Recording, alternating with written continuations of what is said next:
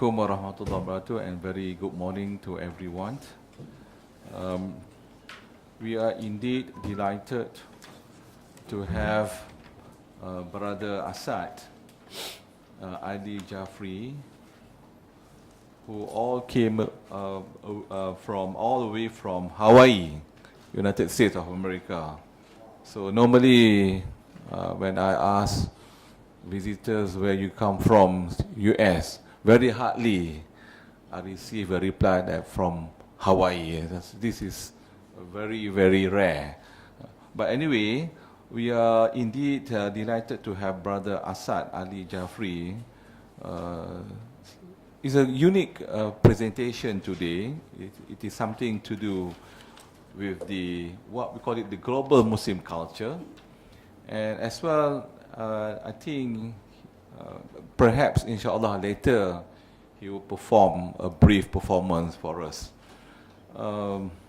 Brother Asad, I think normally we have bigger crowd than this, but perhaps today is Friday, and then it is working hours. There will be something. But anyway, this program is jointly organized with Christian Collective, United States Embassy of Kuala Lumpur, and IAIS Malaysia. But before we have the presentation by Brother Asad, I would like to invite Prof. Hashim Kamali, the founding CEO of Malaysia, to give a few words.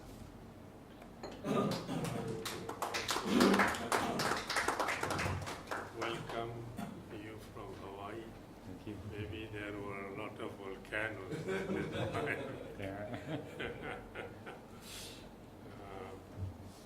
Yes, this is an interesting topic, but part of the reason may also be that we had 3 events this week. Yesterday, there were more than 100 people, and there is an audience fatigue.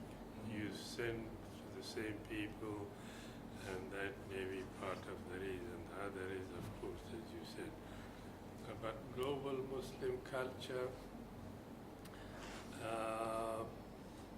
there is, of course, we will hear whether globalization is coming to affect cultural values is a question. I think that from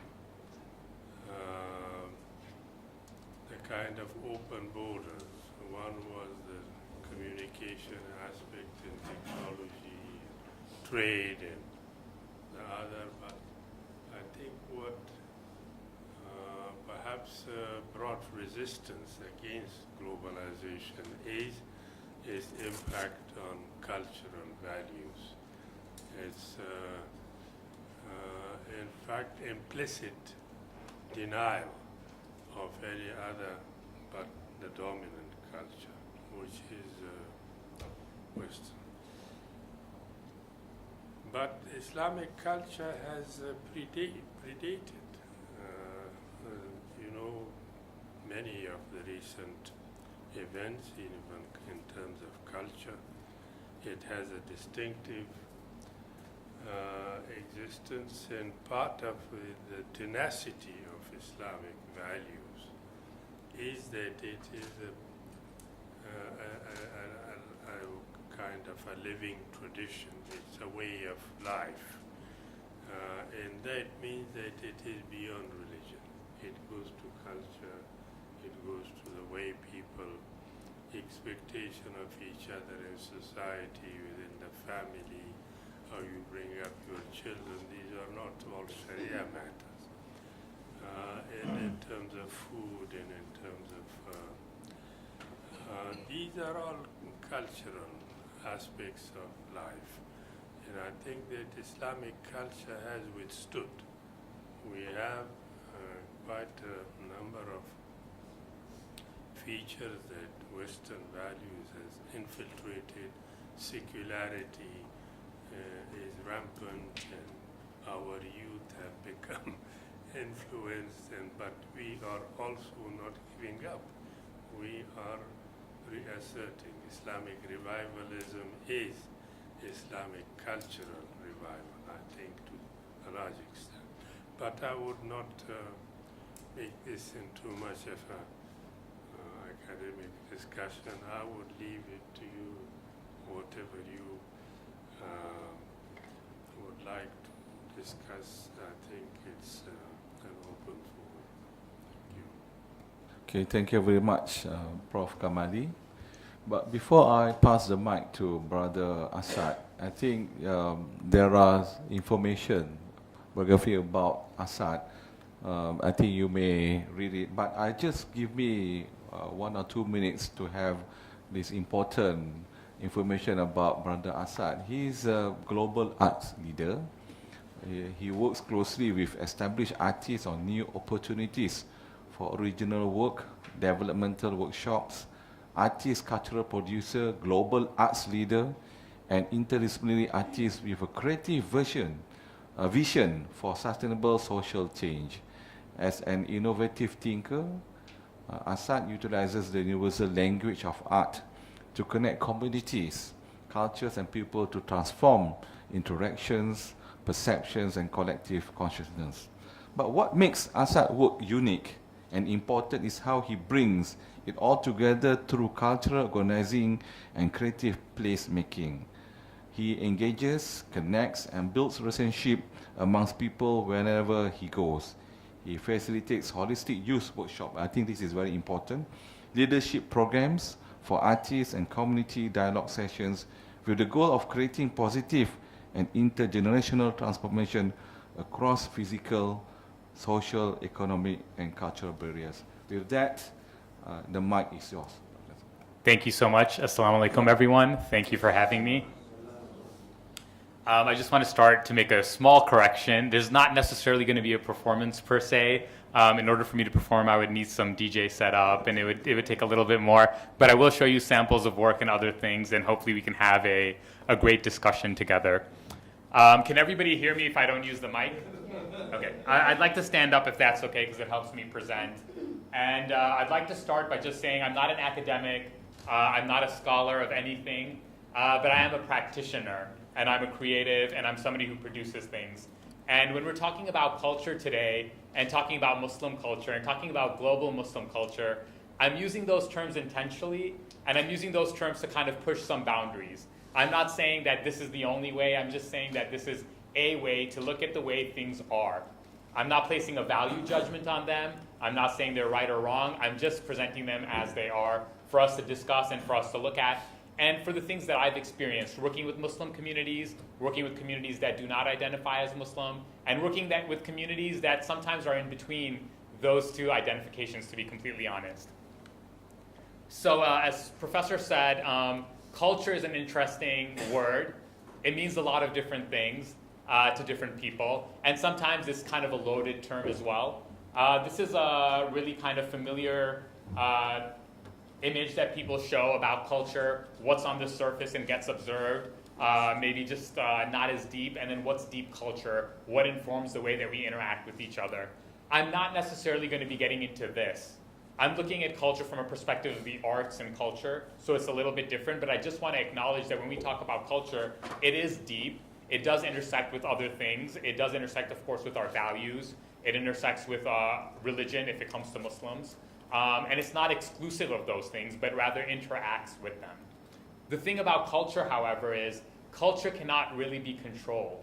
And that's why I say global Muslim culture, because I'm bringing it down to the individual. If I were to say Islamic culture, then it comes to the authority of Islam, which is fine and is there, but I'm not an expert on talking about that. I can just tell you about the experiences I've had with individual Muslims or Muslim communities. So I'm speaking through that lens, and I hope if I make any mistakes in terms of anything else and what you all study, that you will forgive me for that, because I'm only speaking from my experience.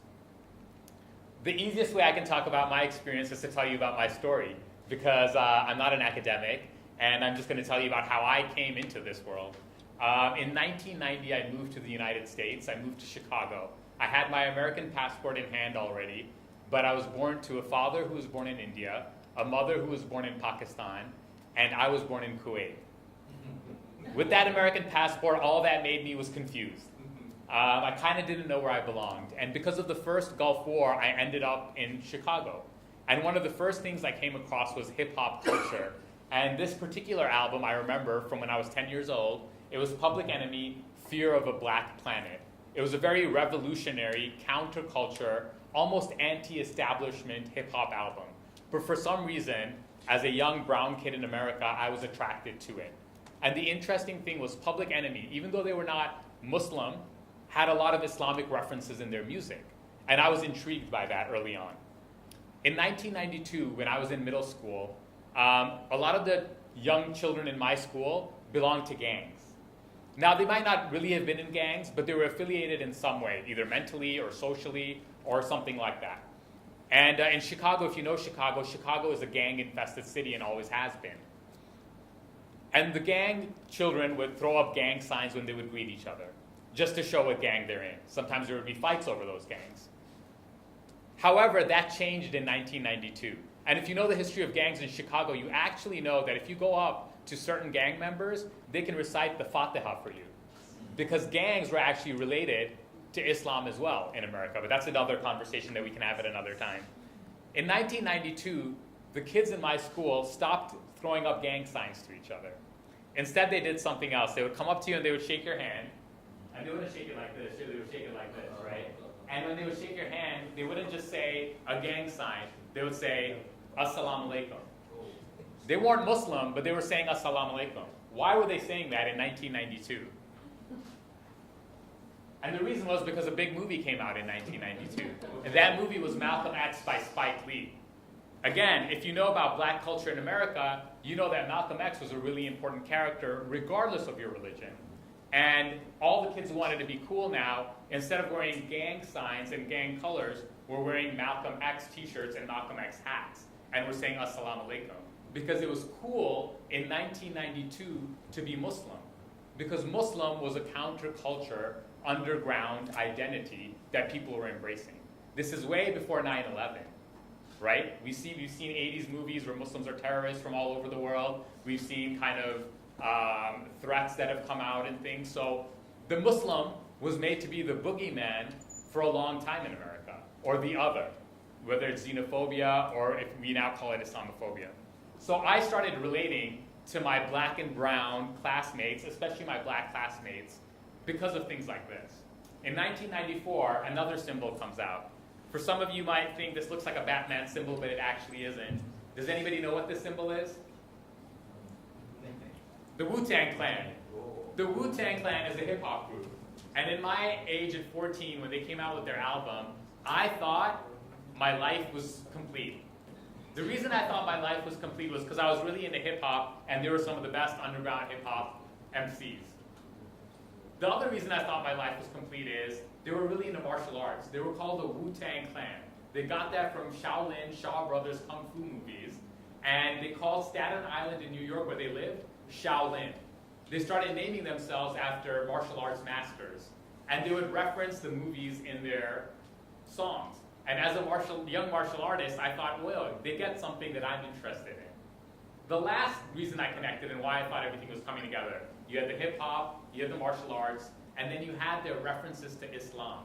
And I thought that my faith was being communicated through this music back to me. Now, their version of Islam might have been different than my version of Islam, but as a 14-year-old kid, you don't really care about that. You're looking to belong to something, and anything you hear that references Allah or Islam or anything of that nature, you're immediately attracted to, because everybody else around you doesn't understand that. And in fact, might be making fun of you or might be thinking, what is this? So this was another way to be cool and to be Muslim. And if you want to read a book that kind of goes on to this, it's called The Muslim Cool by Dr. Suad Abdul Khabir. She's a professor at University of Michigan now, and she's written a book about this entire experience, actually. So here I am in 1994, and for that period, up until 2000 and something, my life changes because I see myself being immersed in this culture. I see people like Mos Def, who's now known as Yasin Bey, who's using Islam in his music and talking about Islam from a very Muslim perspective now. He's talking about God is Allah, he's talking about Allah is in control of everything, and he's talking about it in a very different way than the Wu-Tang Clan and Public Enemy. He has embraced his Muslimness completely. We can listen to a sample, but I think it's not going to play too well with the speaker, so I'm going to let it go. It's also hip-hop music, so it's hard to understand the lyrics sometimes. So unless Mahdar instructs me otherwise, I'm going to skip the audio sample if that's okay. Now, there are other people too, and these are people who are now our contemporaries. This is Brother Ali. He's a white American convert. His name is Brother Ali, right? And he's a Muslim. And throughout his hip-hop rhymes, he continues to talk about his Islamic values. But it's interesting because in 2017, he came out with an album, and without any judgment on it, I will say that it reflects where Muslim America is today in terms of young people and culture specifically. And this is filmed in Abiquiu, New Mexico, at Dar al Salam. And we're just going to watch a little bit of it, if you don't mind, just to see the visuals and maybe hear some of the music of what young Muslims in America are doing right now. And by young, I mean he's probably 40 years old. But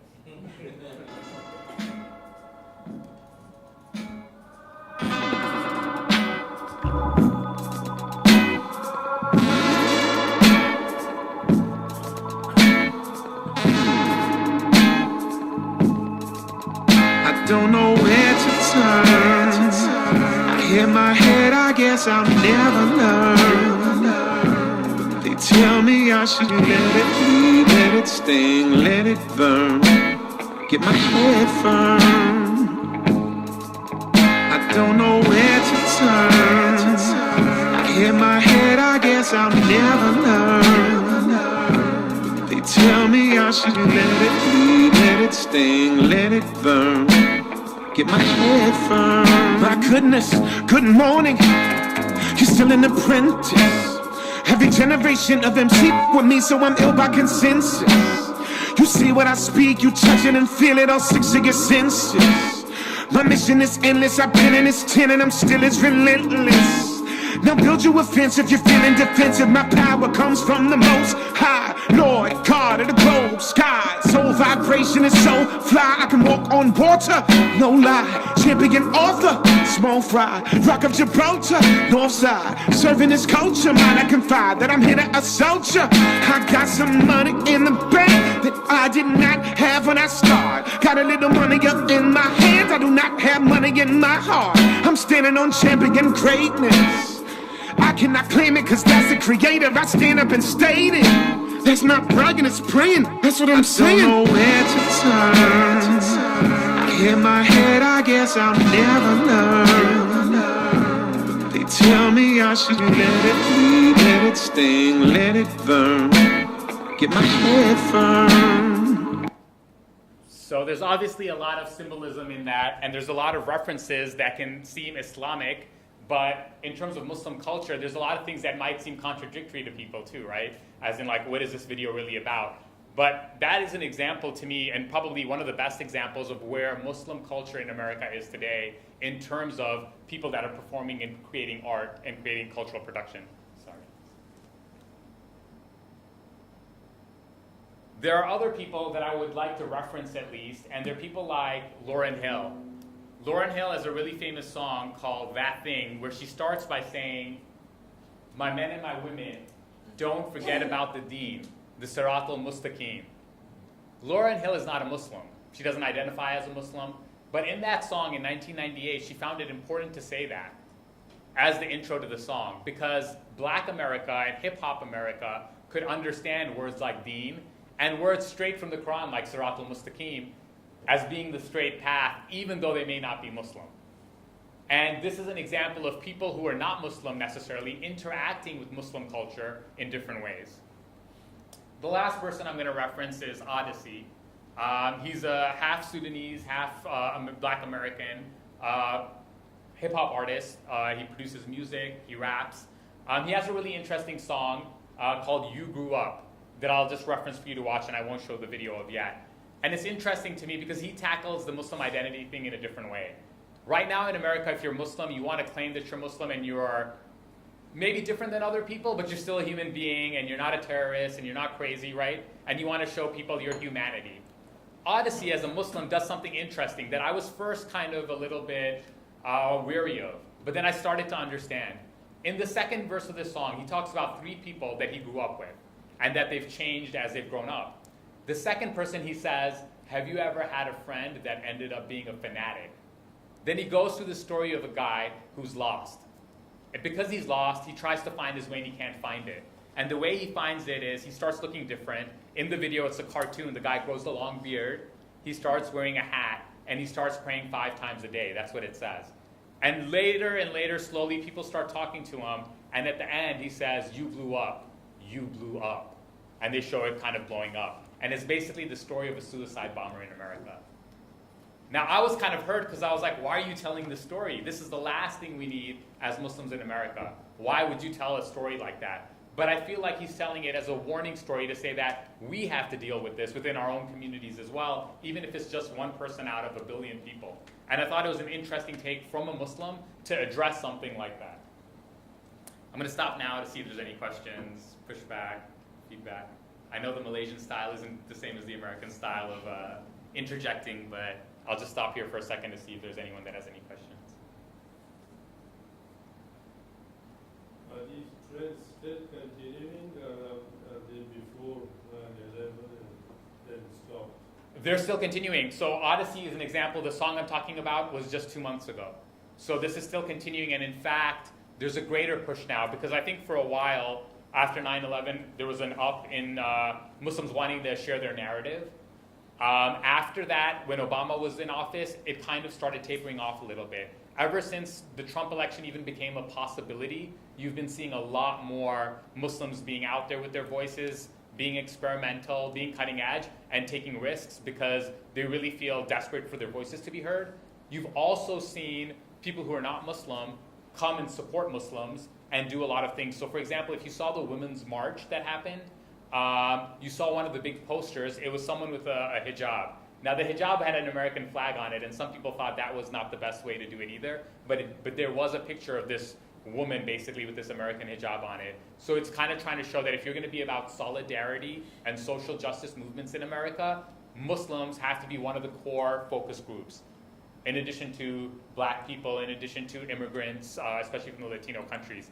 Interesting thing about Muslim identity, as we all know, is Muslim identity doesn't preclude you from being black or Latino or an immigrant, right? So the intersection of Muslimness or being Muslim with all these other identities is really interesting in America right now, and that's the other pushback. This is why I also focus on black culture a lot as an American, because Muslims would not be anywhere in America without the black struggle. And if we don't kind of build on those struggles, and including the struggles of the Native Americans, then we don't have a right to say that we want our rights, because there's still people in America that don't have their full rights.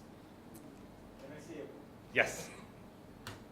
I'm a Malaysian Muslim, so I think after hearing what you have said, it's totally foreign to Muslims here, and they may even, criticize you, condemn you for that. Look, how can you be Muslim? Now, problem is here. The bigger picture is this. I think Malaysian Muslims, India Muslims, in many other countries are going inward looking. They're going from something that is rather open, inclusive, to something that is reverting back to the times of the Prophet. And this is a big problem. When you look at that to a large scale, they will not be receptive to this kind of idea, which I think is good. Open up diversity, open up the mind. Anyway, that's my Agreed, and I do get pushback and stuff in some things. I'm going to keep going and kind of show the connection back to the global. This is Ahmad Jamal. He is known as a National Endowment of the Arts master musician in America. He's a jazz musician. He has tons of things that he's put out musically, and he's known as kind of one of the legends, living legends. He's 80-something years old of music in America. I don't know how many of us know him, but he's a Muslim American that is a pioneer of jazz music.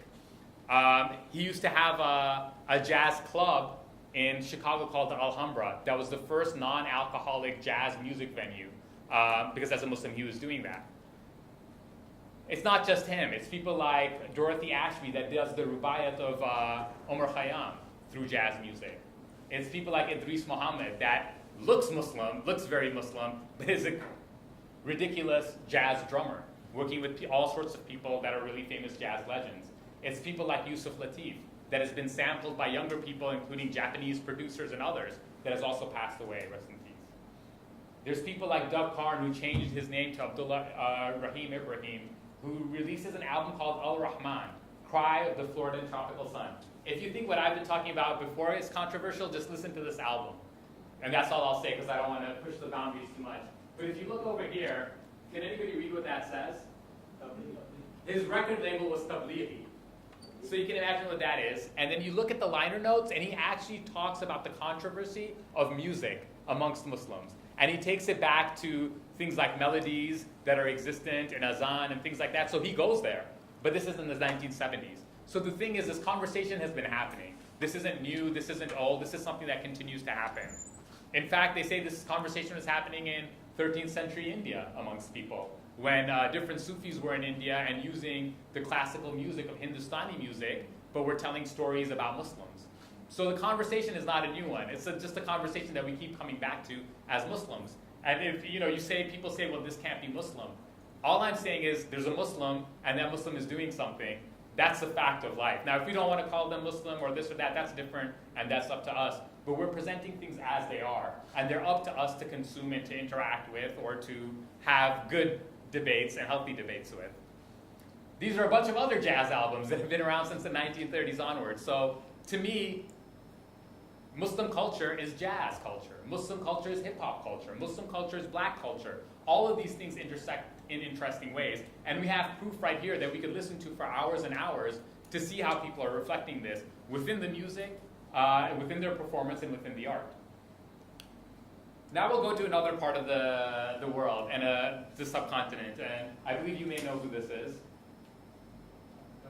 This is Abda Perveen, one of the most preeminent Sufi singers from Pakistan. Pakistan, to many people, is that a more conservative, more liberal country than Malaysia? What do you guys think? Are Pakistanis more tolerant or less tolerant? More? Less tolerant. Are you sure about that? Okay, so could we have Abda Perveen, a Sufi singer, come and sing here anytime? Would that be okay? No controversy? No problem? She's a woman, she's singing Sufi songs, is that okay? I'm seriously asking you. Is that okay? Depends on your orientation. Okay, so she is one of the biggest singers in Pakistan. Nobody has a problem with her. So you're saying that you're more tolerant, but she's doing this. So which one is it? What is this form of music? It is Qawwali music, right? This happens everywhere in Pakistan right now. This is the biggest form of music in Pakistan. So big, you can go to any Bollywood song and there's some influence of Qawwali music. And in Malaysia, I'm sorry to say, some Qawwali songs may not go over too well. I've lived here before. And so what I'm saying is we think that, well, we're living in this tolerant society, we're doing all of this, but what is Muslim culture and how do we interact with it? And I have to push as a cultural producer because I see reality on this side and I see Americans saying, we want to support Muslims. We want to give millions of dollars to them. Tell your stories. But our worst enemies end up being our own communities. Because we can't understand why people want to do something, even if there's millions of them. Because one person in power or one committee might say, no, we're scared of losing ourselves, even though this has been around for 1,400 years. This is another group. What does this group have to do with Ahmad Jamal? What does this group have to do with Abda Perveen? And what does this group have to do with us? Does anybody know who this is? This group is Tinari Wang. They played in KL in October. They had a great sellout audience.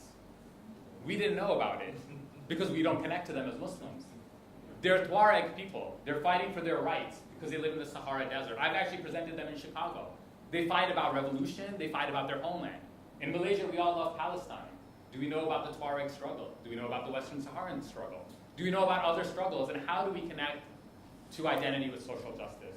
And here I'm going to take a pause. We'll show another video, and then I'll talk about why these things are important. We're going to go back to Pakistan. The reason I said, is it more tolerant or not? This has 11 million views. I bet the majority are coming from Pakistan because this is in Punjabi and in Urdu. And Coke Studio, sponsored by Coca-Cola, has become the biggest music production company in Pakistan. They're on season 10.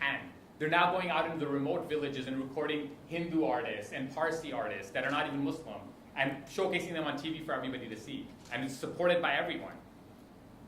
And guess what? 90% of this is Sufi poetry from ages ago that actually talks against extremism and for tolerance. So this one is called Ek Aleph. I tried to get the captions, I don't know if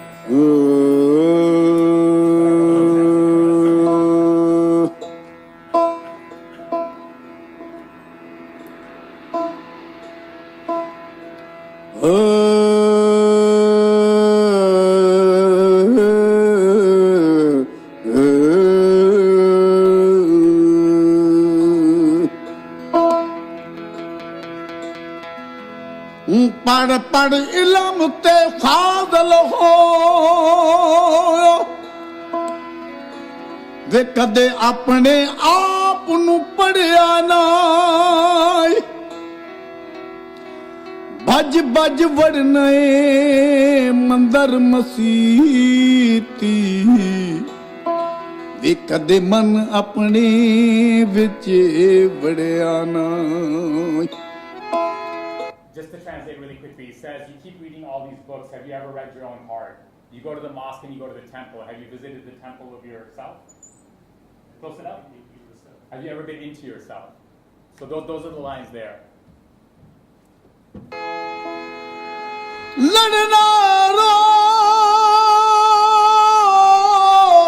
Stop fighting. शैतान दे नाल वे कदे नफ्स अपने नाल लड़िया ना बुल्ले शाह आसमानी उड़दियां फड़ो नहीं वे जेड़ा घर बैठा उन्नू फड़िया ना.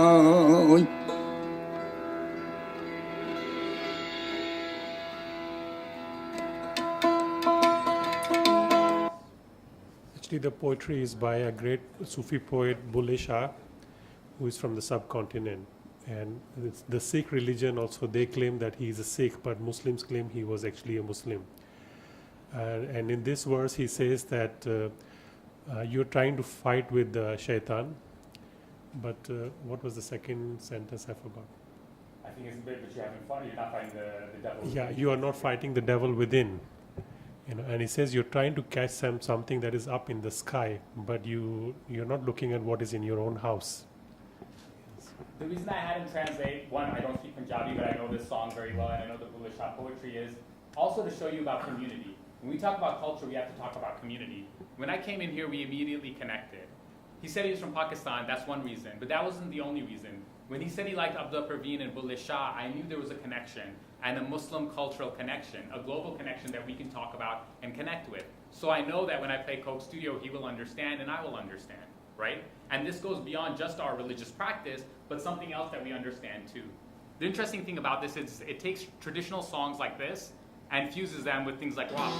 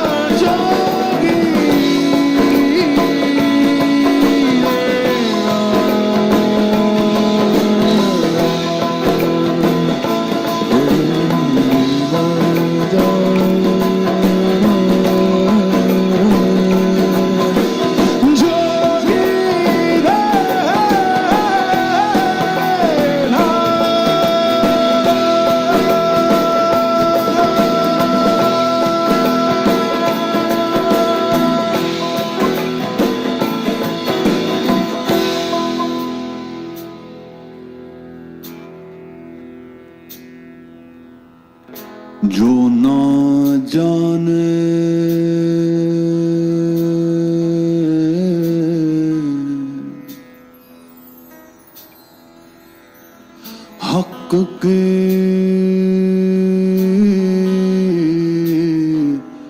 ताकत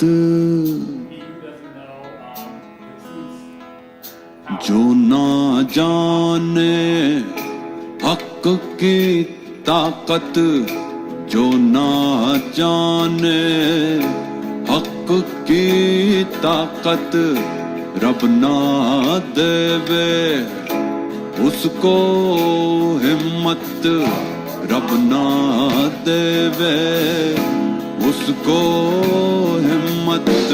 So basically, he does not recognize God's power, God will not give them strength, right? So the reason I play this is intentional, and I wanted to kind of keep it back, but I am who I am, so I have to do what I have to do, and I'm just going to say it. This is very popular in Pakistan. It's very Sufi, to be honest, and that's what it is, and that's where people are consuming in the millions. Now, the reason we say Pakistan might be more conservative than Malaysia is there's a minority of people in Pakistan that are killing other people. They're killing people because they don't see Islam in the same way. They're bombing shrines. They're killing musicians. One of my musician elders was killed in the streets. His name is Amjad Sabri. I collaborated with him many times. He was shot and murdered. I'm sure nobody here wants to be a part of that, right?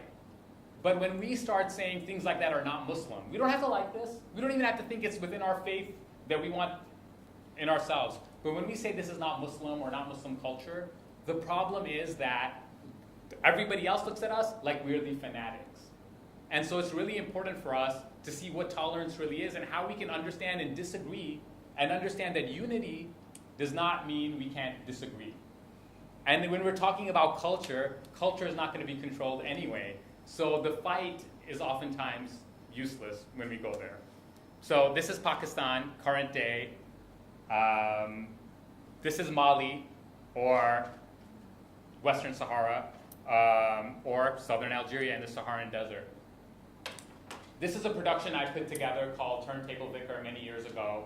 There's a line on that that says, God gave us music so we pray with our words. It's actually a hip-hop line from an artist called Talib Kweli. It's another production that kind of takes all of those influences and then presents them. While I was going through all of this, within my personal story, I came across an organization called Iman, the Inner City Muslim Action Network. The organization did three major things. It fought for social justice. People who were coming home from prison and converting to Islam in the masses didn't have anywhere to go. In prison, they were with the Muslims. When they came out, they didn't know how to get back into their real lives. So there was a transitional house built for them. In America, the health insurance system is really bad, so there was a free health clinic. Young people were on the streets and in gangs, so there was youth development programming. And because people needed to communicate to each other and tell stories, there was an arts and culture program and a rather large festival called Taking It to the Streets. You can look it up on YouTube and watch the recap videos. Taking It to the Streets became a representation of all the things I'm showing you. We had Qawwali and we had Tinariwen. We had Mos Def as a hip-hop artist, and we had Imam Zaid Shakir speaking. We had all sorts of things happening. People were praying all of their prayers there, and there was food. There was people who were not Muslim at all, and there was people who were very devoutly Muslim. All came together. And I know that not all of them agreed. Some of them might have not even liked music. But everybody was there at that festival just to show that we can put something together that's a day long and have 20,000 people in a park, be peaceful, and appreciate what's happening. And there were children from the ages of 3 to elders to the age of 93. I came to Malaysia because I was invited to the World Islamic Economic Forum in 2011 in Kazakhstan. I thought it was a joke. I got the email, and it was written in such a way that it just appeared a little weird. And it said, you're invited to Astana, Kazakhstan, and we're from Malaysia. And I read it like you read those Nigerian prince emails that say, give us $1 million. And so I thought, I'm not even going to respond to this. This is just a scam. And then they kept emailing me, and I kept saying, like, why do they want me to come to Kazakhstan? Who are these Malaysians? And I asked somebody that I knew that might have known it. They were like, no, it's a real thing. I recommended you to go here. So the World Islamic Economic Forum, that I believe most of you know and is based in Malaysia, was having a conference, a forum, and wanted to talk about the same topic, about art and culture within the Muslim world. So I went as a speaker. I also asked them if I could DJ and perform, because I found out that they were having a festival called the Marketplace of Creative Arts. Going to Kazakhstan changed my life. It wasn't because I found out that people eat horse meat and I'm a vegetarian and that just wasn't a good mix. But I also found out that these young Malaysians were putting together a festival that was very similar to what I was doing in Chicago.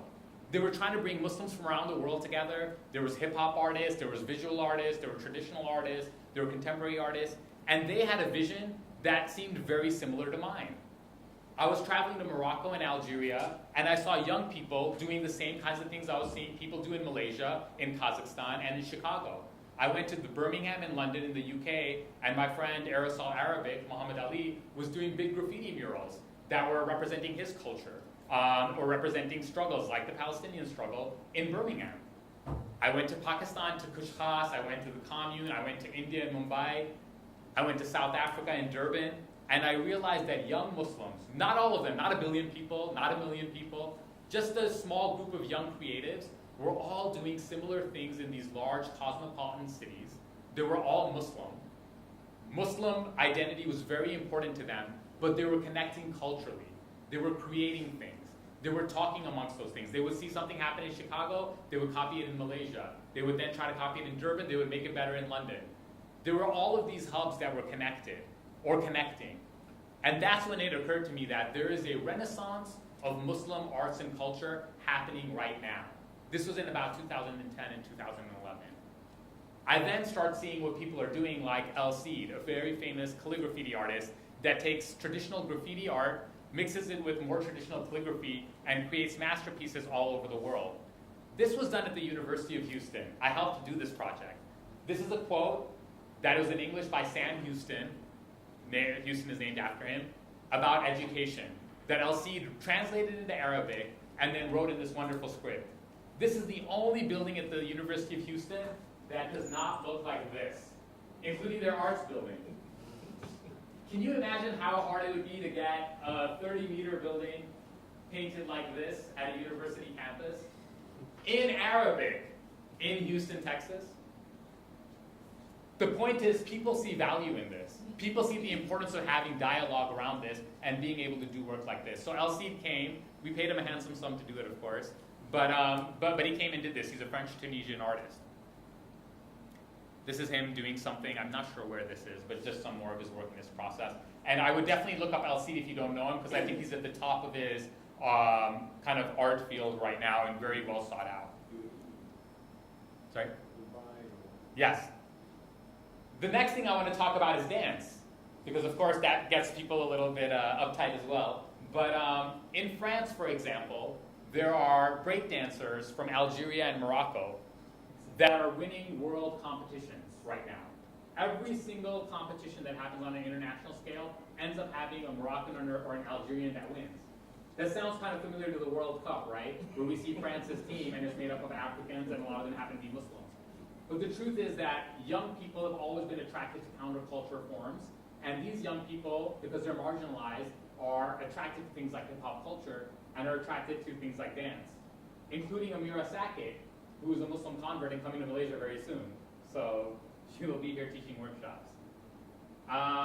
The next thing I want to talk about is something you've probably all seen, or maybe your kids have seen, and that is this new hijabista or modest fashion movement, right?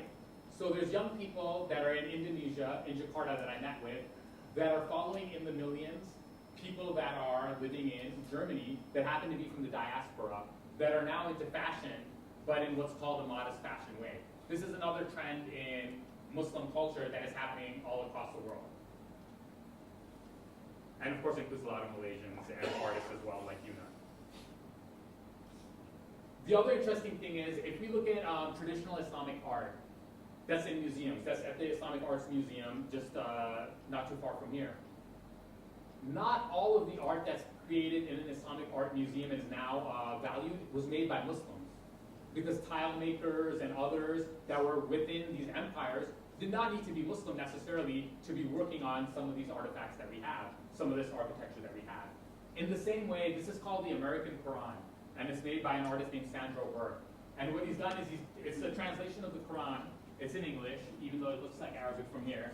It's all in English. But he's basically then illustrated behind it things that the verses are talking about. Controversial for sure, but it exists. And it's in a lot of libraries and bookstores, of course. Everybody knows what this is, I hope. So friendly neighbors, Arab Street, Sultan Mosque in Singapore. Another form of Muslim culture is, of course, the food. Very easy, right? But it's this idea of being in this place and in these kinds of communities. So when people think about places like Malaysia or other Muslim majority nations, they think about these kinds of activities. Or they think about the old world, the bazaars, the souks. In America and in Britain, you think about other forms of things, like the Bangladeshi Indian food in the UK.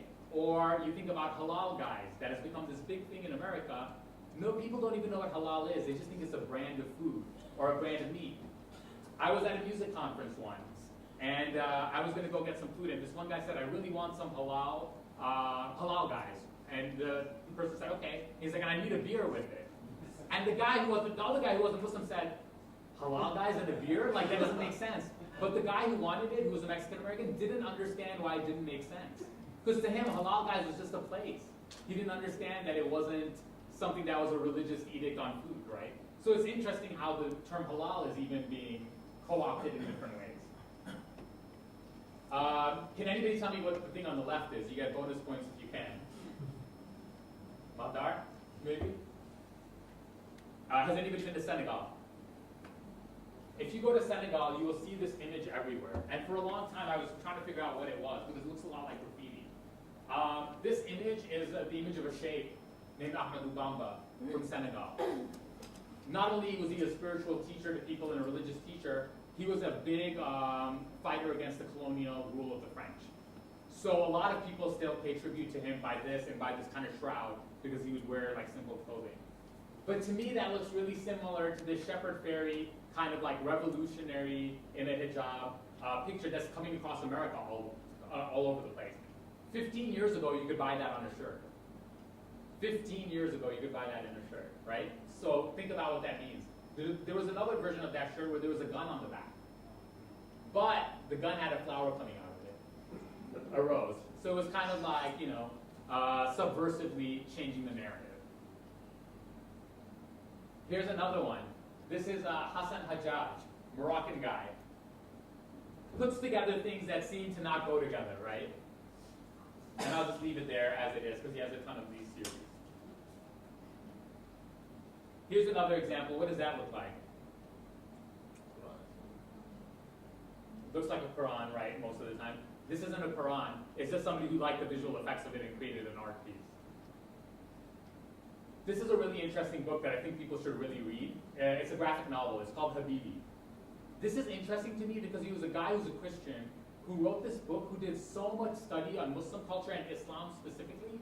He got really deep into it, and he writes from this global perspective. It's almost as if there was an empire that existed that included all the different Muslim influences, and he's created that in 2014 or so, 2011, in this book. That's a graphic novel.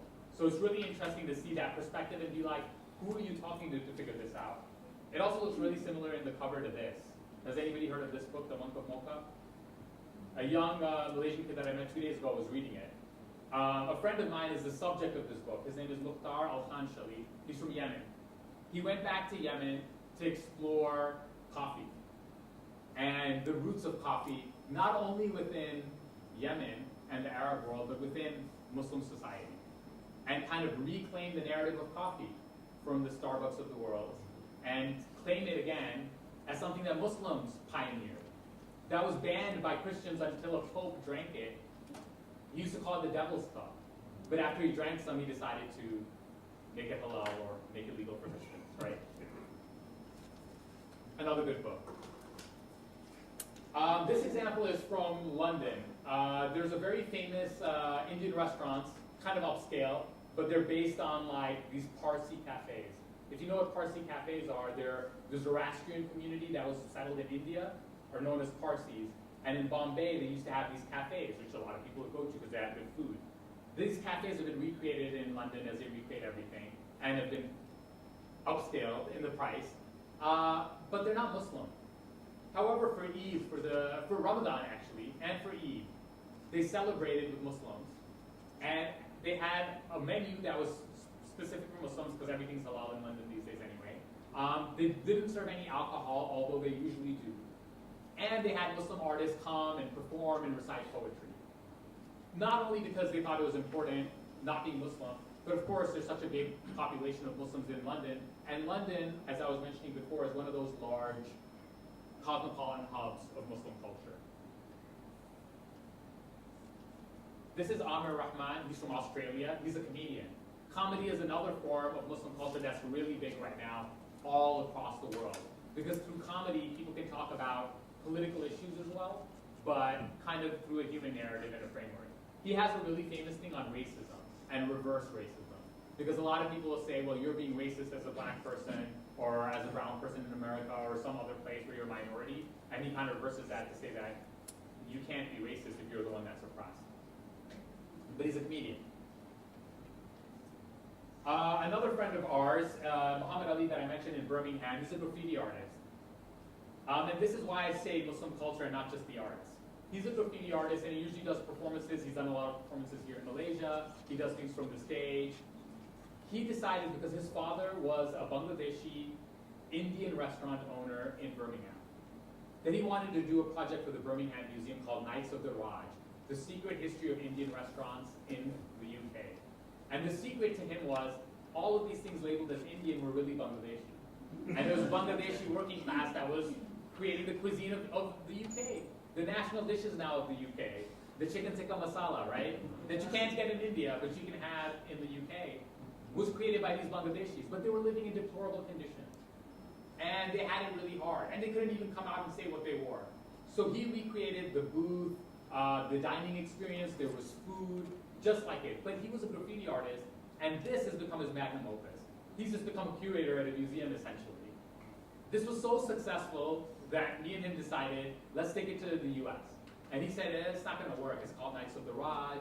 It's a very British story. And I kept pushing him because I thought this was incredible.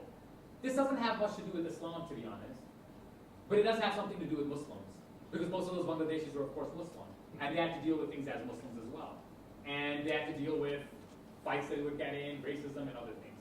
He's taken it to New York, and it's opening this weekend at the Museum of Food and Drink in Brooklyn. And they found that the story is the same of Bangladeshi immigrants in New York that are running these Indian restaurants there. And there is a connection, again, through culture across the Atlantic Ocean. So, after doing all of these things all over the world, after living in Malaysia for a year, working with the World Islamic Economic Forum, after doing festivals upon festivals, I started getting asked to do things in different parts of the world because people wanted to engage Muslims. One of those things was the Green Belt Festival. The Green Belt Festival is a 40-year-old Christian festival. It's a festival around faith, social justice, and the arts.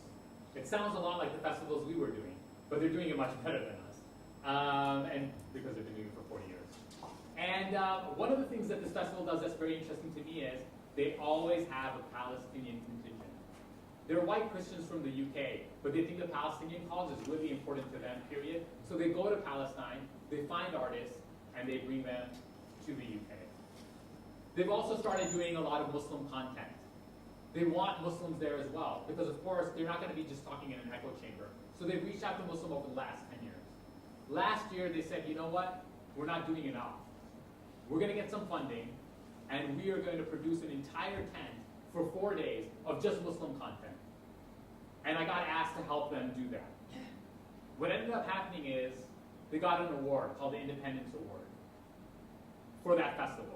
But they didn't get it for the entire festival. They got it for the Muslim tent, which was called Amal, and they got it for the Palestinian content. The reason I say that is because the UK, the US, France, other arts producers are pouring in millions and millions of dollars into our communities. We're not responding. They don't have enough people who are Muslim who can program. So there's people who don't know anything about Muslims that are programming in Islamic arts museums, that are programming Muslim culture, because nobody else is doing it and they can't find anything that's compelling or that's excellent in its art. The example in the UK is the Amal Fund, the Aziz Foundation. There's tons and tons of them. And we'll just watch a little bit of this. If it loads up.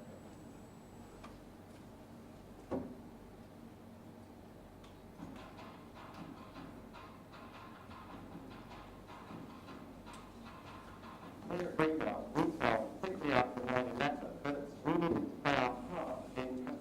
rhetoric around war on terror that just branded all of the Islamic world with one brush. We think that the arts are a great truth-telling medium, and so being able to showcase Islamic art and culture is just opening people's minds to a whole world that they might not have known about. Amal actually means hope, and the theme for Green Belt this year is the common good, and we thought that went well together. And so we wanted to showcase the whole scope of Muslim arts and culture right here in the UK. We're in a society now where Islam is seen as this very dogmatic and oppressive and domineering religion, and I feel like the arts is such a beautiful way of sharing the understanding of Islam. Art is a really good centre of debate, which is neutral because it speaks to us directly, and this way we can move on to the other areas that engage us that may appear to separate us. We're not here to discuss religion, we're here to really celebrate. This is a place where we can say, see what I have on offer, I want to see what you have on offer. And we realise, gosh, we're so similar, so the differences can be eradicated, and Amal does that very well. We often live very segregated and there's no space for us to have meaningful exchange. And really, seeing how people responded in the Amal tent, you see the interest of the people, you see the thirst. I think it's only but encouraging to see those conversations happen. I've always been a fan of interfaith events that do happen at Greenbelt. I think it's very useful to identify common ground between Christians and Muslims. I feel like it reinforces my own Christian faith. So the reason I wanted to show you that is not only because it was award-winning and it was really successful, and it was funded by the Saeed Foundation's Amal Fund in the UK. The other interesting thing about it was that was one of the few festivals where the festival goers kept emailing me. They got my card somehow. And the Christians that came, up until now, email and ask where they can find other Muslims that are doing things like this. How can they do more interfaith work? So at the end of the day, I feel like that's success. There's people who want to know more about us in a community that usually ends up on the media, sometimes hating us.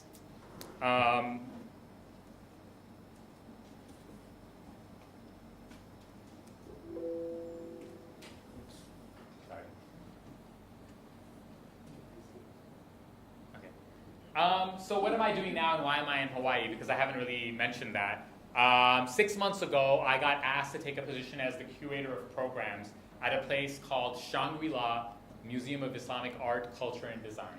This is a picture of one of our rooms. It's in Hawaii and it's been around since the 1930s because a rich heiress, Doris Duke, who was from the Duke family that opened up Duke University as well, got a lot of money when she was 12 years old. In the 1930s, she went on a honeymoon with her husband at the time. She got divorced soon after, but they went to India, they went to Morocco, they went to Turkey, they went to Syria, they went to Iran. And when they came back, they were going to stop in Hawaii on their way to Florida to build this house. But they got so inspired by all of the Islamic art, she did, I should say, by all the Islamic art that she saw, or all the art in these parts of the Muslim world, including Indonesia, actually, which is, of course, very close by. And she collected all of these things and wanted to build a home out of them. But she also fell in love with Hawaii. And so she bought land there and decided to forget the Florida story and built this home that she lived in for the next 60-something years until she passed away. Not continuously, she also had other homes on the mainland, but she would keep coming back and she would keep collecting Islamic art. At one point, this museum, or her home, had a Hawaiian room. Eventually, she got smart and said, I don't want the Hawaiian room, not because I want to disrespect Hawaiian people, but this is really about Islamic art. In her will, she started a foundation called the Doris Duke Charitable Foundation. It has over $1 billion in assets that are invested very well. I work for the foundation now. And the foundation does child well-being, medical health care, environment, the arts.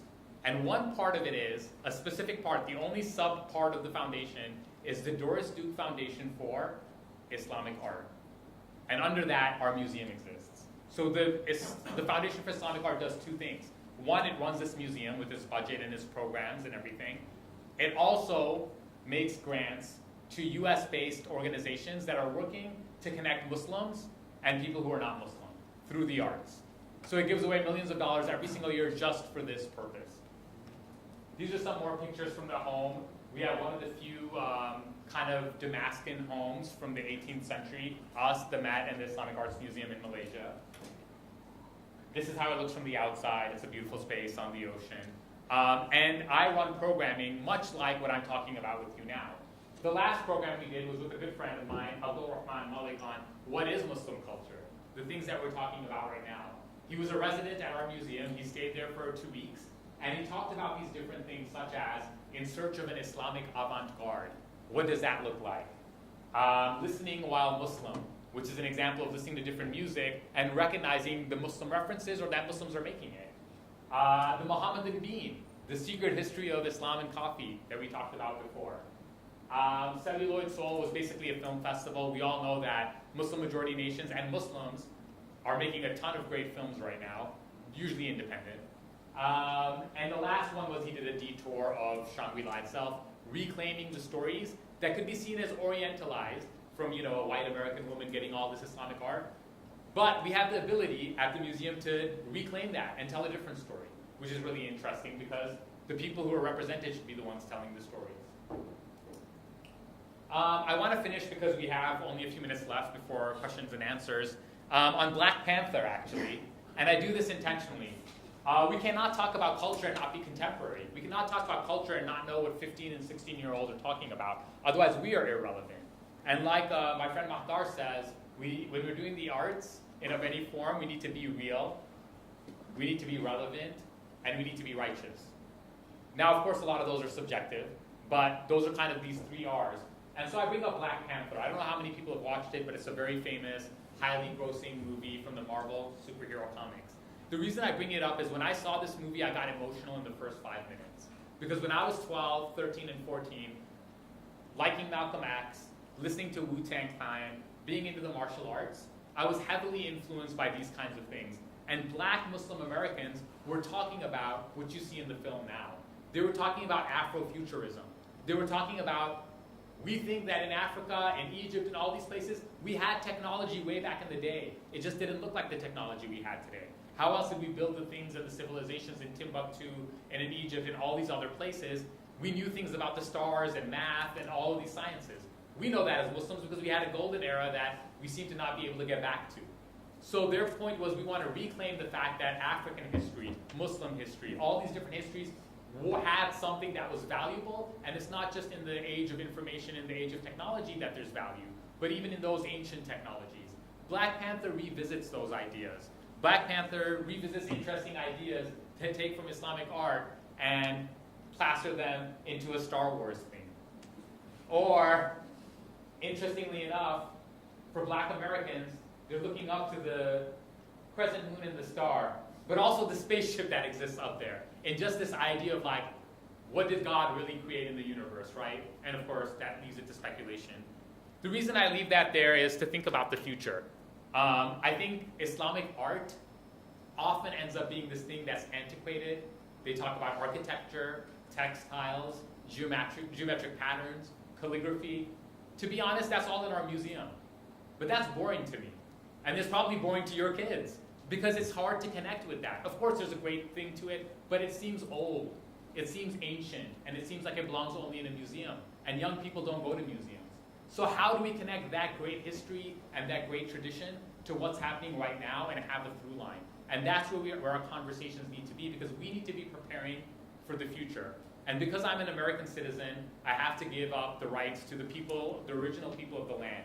And the original indigenous Americans taught me at Pine Ridge from the Lakota Nation that they're always working for 7 generations down the line. As Muslims, we sometimes seem to be working for 7 generations behind or more, as you were saying. So what is it that we're giving to our future? What is it that we're embracing? And what can we do through global Muslim culture that allows us to connect and that allows us to use the arts to continue to produce? The last thing I'll say is, what have I been talking about this whole time and why? My point is that Muslim culture can be anything and everything and nothing all at once because it's dependent on the individual or the community that's creating it. When you say Muslim, of course the first thing you think is religion, because that's true. But as the professor said, sometimes there are things that go beyond religion. And what I mean by that is culture, social activities, but also political, regional, geographic. And why do I say that? There's a person that came to a meeting like this and said, you know, I don't know why I'm here because as a Muslim, I don't know what I believe. I'm just going to say that. That's what he said. But when it comes to Islamophobia in Palestine, I'm the staunchest Muslim. And I kind of understood what he was saying for his perspective, because he connected to his Muslim identity in that way. So in that, my point to that is there's a lot of people who are connecting to Muslims politically and through the lens of a social justice angle. And when I say political, I don't mean elections and all of that, but rather politics on a greater scale and with a small p. The other one is the regional aspect of it. In a place like Malaysia, it's obvious, right? There's a majority of Muslims. However, not everybody is Muslim, right? But when we talk about Muslim culture, sometimes that interaction is left out. Sometimes we only talk about Muslims and non-Muslims. I've been very careful not to use the term non-Muslim intentionally this whole time, because I feel like that then centers on us and it almost seems egocentric. So if we want to extend to the other, if we call them the non initially, then we're saying you are not what we are. But if we have a human approach, then maybe we can have conversations in a different way and build a community and a society that's different. So I hope that we can think about Muslim culture in new ways. I hope that we can let people have agency over their own identity. I hope we can understand that nobody's threatening Islam as a religion when we're talking about Muslim culture. And I hope that we can have conversations that help us produce things that are amazing, that have masters that are still alive today like Ahmad Jamal, like Abida Parveen, and that we embrace this as a community so that we can have conversations with others, we can connect, and we can change the narrative that has been painted on us. Hopefully we can open it up to questions now. Thank you very much.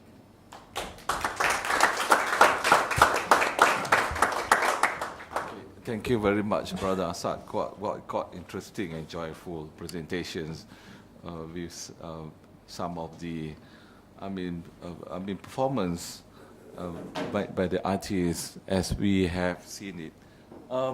I think there was an interactive session in between, but I suppose that we would have more time for everyone if you want to ask questions or want to share with Brother Asad.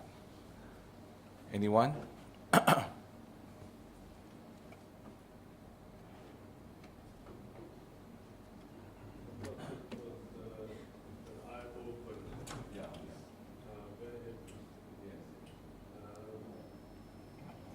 Some of the things that became controversial about Islamic religion, like this hijab.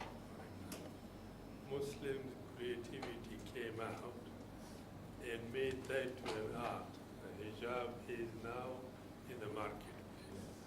This is the way that Islam finds a different manner of expression and very imaginative in many ways.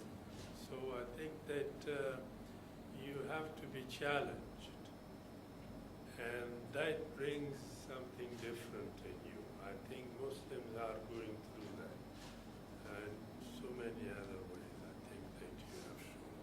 Thank you. Anyone?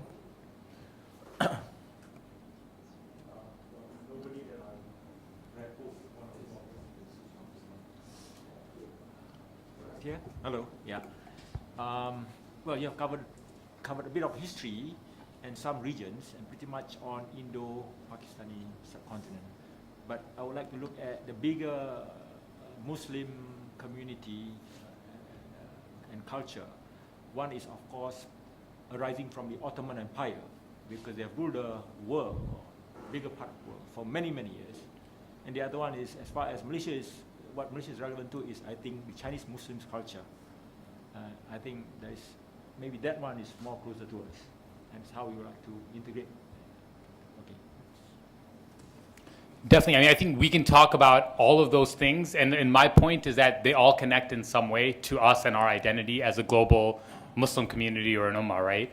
And where do those conversations go? So for me, when I hear about Chinese Muslims, I think about General Cheng He and the fact that some people think he went to America, right? And that's fascinating. Or we think about these different masters that were kind of martial arts masters as well. And then we think about the diversity within China of Muslims, right? Turkic versus Hui Muslims. Where is that culture going? And then we think about the calligraphic forms that come out of China, right? That combine the different scripts together. those things exist today as well, but I think the reason that we disconnect with them is because we don't see them through that lens necessarily, and we don't see the important cultural evolution within those forms themselves. So for example, in our museum, before I was there or anybody of the people who were there, they gave away the majority of the Indonesian artifacts that they had. Now the reason I think that is, because of course we all know how many Muslims there are in Indonesia. The reason I think that is because there's a syncretic form of art in Indonesia. So to the people who weren't Muslim might have looked at that and said, well, what does this have to do with Islamic art?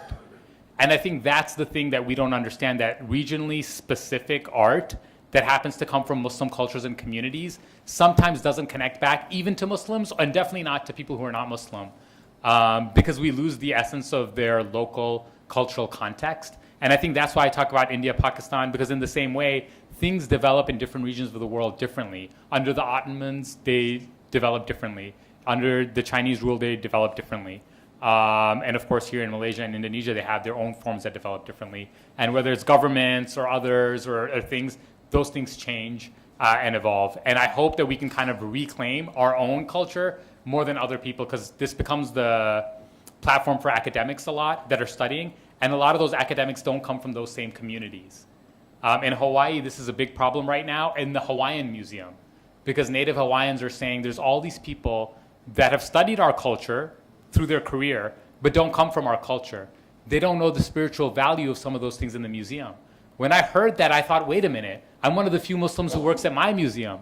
And when I see certain things, I have a spiritual reaction to it because it means something to me. When it's an ayah of the Quran, it means something to me that's different than it means to the art historian who studied Islamic art, right? But we haven't figured out a convergence between the two. The person who can value the art and culture aspect of it, and the person who values it because it represents them individually. And I think if we can do that in our next phase, in your question about where do the region-specific things come into the global Muslim culture conversation, can happen a little easier. Thank you. Anyone else? One Imada. Hi, my name is Naim, and first of all, I would like to say that it's a very great presentation, and I have definitely learned a lot. Of course, I mean, throughout your presentation, I'm quite curious on how the mainstream Muslims, or maybe the local scholars, responded to these kinds of events. I mean, it's kind of like a counterculture, as you have said, very expressive, and sometimes maybe contradictory to conventional Muslim teachings, like, for example, the hijabis dancing in very suggestive ways, and something like that. And how do you engage with these mainstream Muslims, I mean, in your own experience? And also, another question is, due to the very subversive nature of this kind of music and Muslim arts, do you have any, how involved are the minority Muslims or unconventional Muslims, like free thinker Muslims or ex-Muslims, or maybe unconventional Muslims like LGBT community? I just want to know how involved they are currently. Thank you.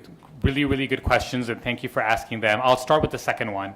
So of course, when it's with the arts and culture like this, and the idea being that if you say you're a Muslim, that's all the person will ask you, right? They're not going to say like, well, what about this, and what about that, and what about that, right? So that creates this place, as Mahdar will say with Crescent Collective, that says, come as you are, right? So you're accepting people for what they are, because we're not creating something that's a religious space per se, in terms of we're not doing something that's a religious activity there. We're doing something that's a cultural activity, but it happens to be for Muslims, right? So I think people that are kind of on the fringes feel welcome. And when I was doing work with Iman at our community cafes, our performance spaces, we had a plethora of people converting to Islam. We weren't trying to get them to convert. We weren't saying you should convert, but people were just coming out and saying we want to convert to Islam. I have a theory as to why, besides the beauty of the religion and the religion itself. It's also because they saw a community of people where they could be accepted. Because in America today, everybody feels isolated. It's not like, oh, you're American, you're fine. There's a big feeling of loneliness and isolation. And when they say Muslim communities in America, they see us all getting along. They see us very like different looking. They see us different thinking sometimes. And they say, I want to be a part of that because it seems like I can be myself and you would accept me. So I've seen a lot of that happen. And I've seen a lot of people come to the mix that were kind of on the fringes of wanting to be Muslim, come because of these kinds of gatherings. There's retreats for artists. There's also scholars that come to these things.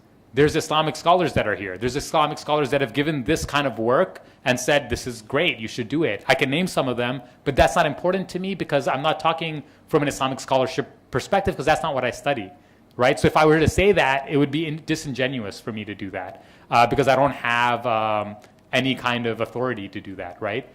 But what I do have is an eye for community. And so when you say, what do the majority of Muslims think? We have 20,000 people at a festival. Hijabis, long beards, pants up to their ankles, you know. We have all sorts of people coming. And I like to base community work on community, not on a small group of people. So if there's like 3 people who say you shouldn't be doing this, but there's 100,000 people that are coming, I'll go with the 100,000 people because obviously the masses want something like this. And I'm working in culture and in community building. There are times I will always do a survey. I will always do interviews with people and I will always ask questions. And I'll ask questions to the hardest people because I'll say, hey, what did you think of this? Before coming to this, I asked Mahdar, like, how should I be at these different things? Because I want to know from somebody who's local and understands, because I don't want to offend somebody. And I'm not coming just to ruffle feathers or something with the production work. So it has to be in line with community. Otherwise, it doesn't make sense, right? However, as a cultural producer, just from the arts, forget everything else we've talked about, just the arts, you have to be one step ahead of your audience as an artist or a producer. Because if you're the same as your audience, then anybody can do it, right? So I have to think about how can I be one step ahead in terms of presenting something new and different, but not be like so far different than my audience that I lose them. So that's just from an artist production kind of value thing. I hope that answered your question. Okay, thank you. Anyone else? Yes, please. Assalamualaikum warahmatullahi wabarakatuh. I'm Adlan. I'm a Japanese language teacher. I want to share my experience. Before, you gave us a very good presentation. Before, I personally think that what connects Muslims to other Muslims is just their religion, their faith. But when I look back to my experience, when we go to elsewhere, like when I went to Japan, what connects us first is the faith. But then comes the culture. We eat together, we do activities together. So what I think is that many of us forget or do not see that culture part, that living human part as what connects us.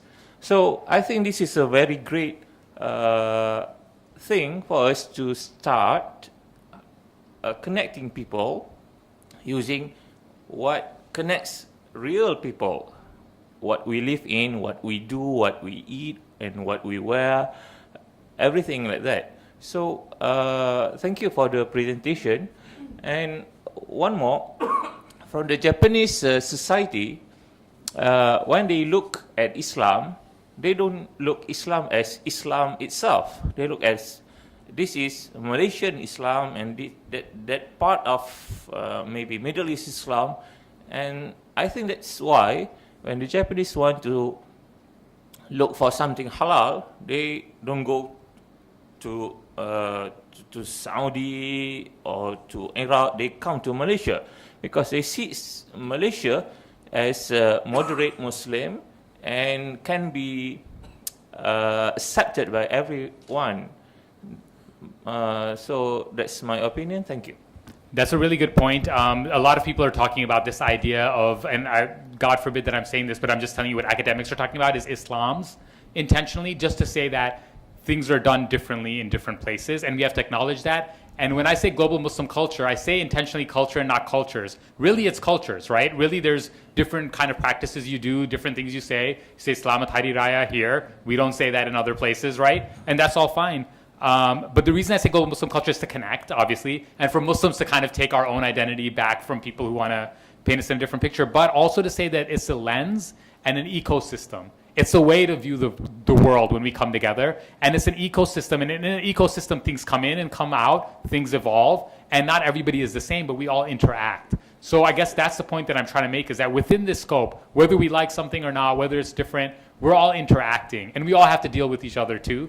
And a good way to do so is through our stories and our narratives. When we sit down and we talk over food, or when we share a story, even in our tradition, stories are really important. So that's where the arts and the culture part in that regard comes into me, because everything we do from an artistic perspective is a story, just being presented in a different way. Yes, bro? You have mentioned this spirituality many times. Art is quite, I think, without a spiritual anchor, art will not have its violence. And I think that spirituality is connected with faith and religion. At one point I heard you that it's nothing to do with religion. So I think it does connect. But it is an imaginative, a different aspect of religion expressed. I'm only, it's reflection that the Quran itself very artistic. I think we have not discovered. There is so much about this mathematics in the Quran that someone saying that everything ends up in 90. Oh, I have not tested it, but there must be something. And there are, the way that you sometimes discover a certain aspect that makes you reflect. And I think that spirituality has to be the anchor. Without that, art will not be really the kind of. I agree completely, and the only reason I say spirituality and didn't say religion is because of my own ignorance as an American. And the reason I say that is because in the West, unfortunately, religion has really become a bad word. Not for me as a person, obviously, because I'm a Muslim and I'm a believing, practicing Muslim, but unfortunately in the UK and the US, when you say religion, people give you a dirty look, and I'm not lying. And it's very difficult for me in the arts world sometimes to try to finagle that in a way to tell people that we need to be looking at the religious community because they're also our audience, because it's really had that effect. And that's why I feel I'm doing this work, is to show that there's a spectrum of people and we can't leave the religious folks aside. So we also need to kind of meet them and say that, look, we are this way, but we're tolerant of other people's ways as well. So it is a difficult struggle, but I completely agree. There was a rapper that I showed you, an MC, Brother Ali, and he was at an artist retreat, and at one point, we don't know why he said this, but he said, you know what? People ask me why I rap. And then he stopped and he recited an ayah from the Quran. And he said, look at the Quran. I can never be that great at it, but that's my inspiration, right? So when you say the Quran is done, it's almost like the ultimate art form, right? Comes from God. And all we're trying to do is recreate the beauty that we see in the world as artists. Okay, thank you very much, Brother Asad. I think if there's no more question, I think that's the end of the discussion for today. But I would like to take the opportunity to thank again Christian Collective with the initiative of Syed Mahdar, as well as the United States Embassy of Kuala Lumpur, and also ourselves, IAIS, our staff, who have been working closely to make this presentation. Of course, the very important person would be Brother Asad, who spent his time, I think he's flying off back to Hawaii on Monday, but I think for the organizers, we would like to thank you very much for having time here. And I think we would like to share, if by your permissions, your presentations with a bigger audience through our video collections on our website, through YouTube, if it's possible. With that, I would like to call upon Prof. Kamali to give a token of appreciations. Basically, it's our publications to Brother Asad.